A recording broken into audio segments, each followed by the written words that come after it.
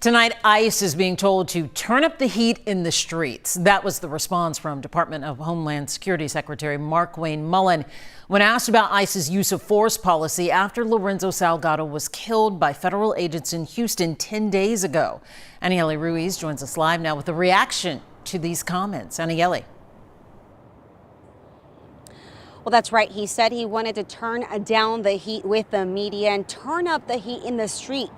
And of course, this is causing criticism from local civil rights leaders.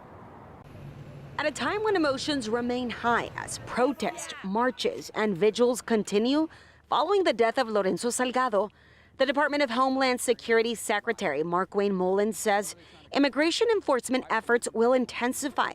When I say turn down the temperature, when I turn down the temperature with you guys, we're turning up the heat on the streets. We're out there working harder than we ever have because we've empowered our law enforcement to do their job. His remarks, When I say turn down the temperature, sparked reaction from local civil rights leaders like Johnny Mata. Number one, that's absurd.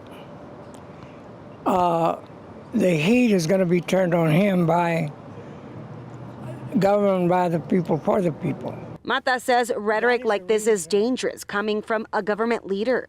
That is the reason that a lot of the agents, they give them, with that kind of talk, a license to kill. Leaders with LULAC also criticize the secretary's comments. It's unbelievable. This is a very reckless, irresponsible statement. It can hardly be justified because he's referring to people. They also did not agree with his suggestion that the media should turn down the temperature. I would ask every reasonable American to consider, in what regime do you hear words like, we're going to silence the media and we're going to turn up the heat against our own citizens or people in our streets? And the community remains unhappy with everything that's unfolded. They continue to plan protests over the weekend. We know there's a big one that's planned on Sunday at around 2 p.m. Reporting live, Aniele Ruiz, KHOU 11 News. And KHOU 11 News is committed to keeping you informed about every angle of this story. You can always find the latest updates on the KHOU 11 app. Just scan the QR code to download for free.